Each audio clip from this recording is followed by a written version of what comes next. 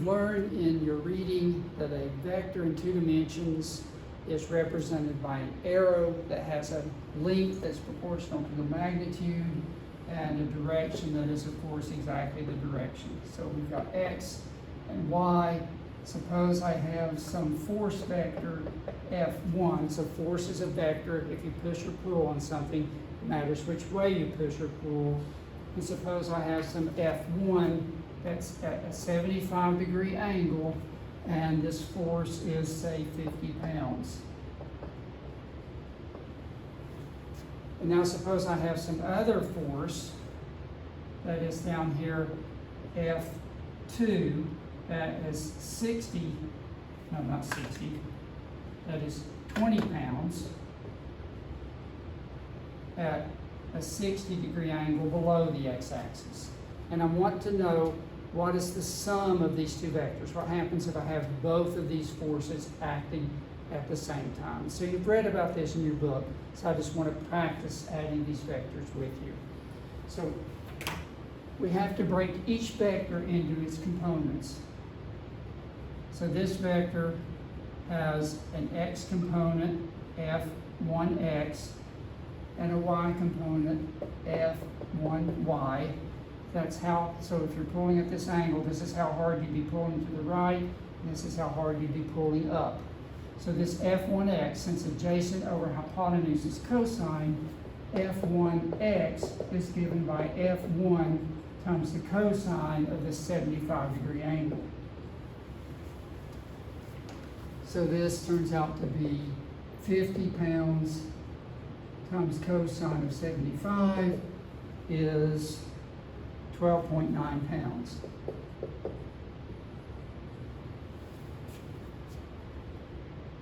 F1y, since opposite over hypotenuse is sine, F1y is just F1 sine 75 degrees, or 50 pounds sine 75 degrees, and that is 48.3 pounds.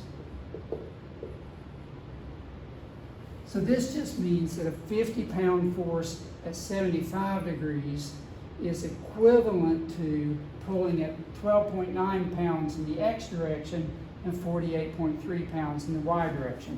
You should have put a bar over that to denote a vector. Bar over that to denote a vector. That's the symbol we use in handwritten notation to denote a vector. We put a bar over it. Books sometimes write in boldface. Handwritten, it's hard to do that, so we put a bar over it. Now, what about this vector? We have to break it into its x and y parts. It has an x component, f2x, a y component, f2y, where again, f2x is given by cosine, is 20 pounds cosine 60.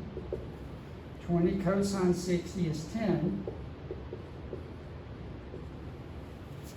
F2y, here's one trick to this. F2y is pointing down, so it means it has a negative sign on it. So negative y is minus 20 pounds sine of 60, sine because it's y, and that gives me minus 17.3 pounds.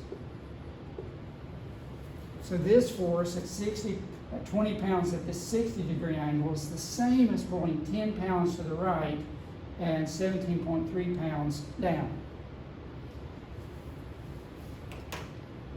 So if we want to know what happens if we do both of these things, we pull up this way and down this way, the net result is, well, is a force at some angle like that. Does it seem obvious that the x part of that force would just be this x part plus that x part? And indeed it is. If we call the total force just F, the x part of F is just F1x plus F2x. Excuse me. So that is just 12.9 pounds plus 10 pounds is 22.9 pounds. Fy is F1y plus F2y is 48.3 pounds. minus 17.3 pounds, which is 31 pounds.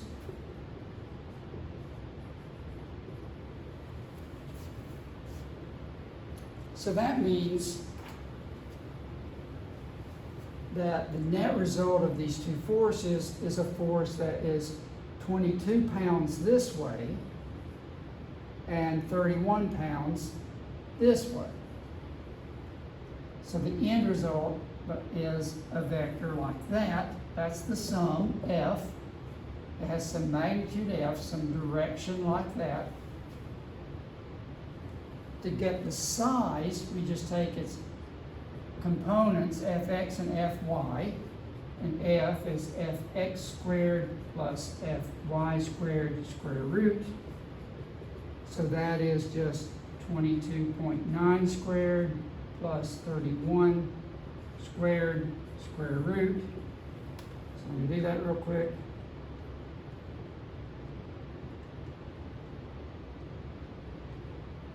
That is, let me try that again. 2 squared.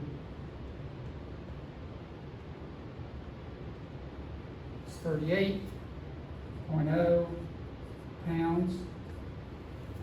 To get the angle, notice opposite over adjacent is tangent, so theta is the inverse tangent of Fy magnitude over Fx magnitude, or inverse tangent of, in this case, 31 over 22, 22.9.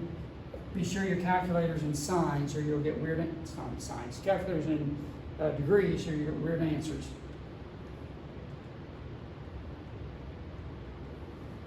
So that's 53.5 degrees. So the end result of this is a force that's 38 pounds at 53 degrees. So that's what happens with both of these forces. You'll get to practice this in your homework. Don't hesitate to contact me or the LAs if you need help with it. And of course, we'll have a worksheet where we practice it in class as well. The one other place people get a bit confused sometimes is the signs, SIGNs on the components. If you're in quadrant 1, this has a plus y part and a plus x part. A vector that's in quadrant 2 has a plus y part but a minus x part. A vector that's in quadrant 3 has a minus x part and a minus y part. And a vector that's in quadrant 4 has a plus x part and a minus y part. I hope you can make sense of that. You'll think that through and see that makes good sense. So again, practice in your homework, practice it with the in-class, and contact us if you need help.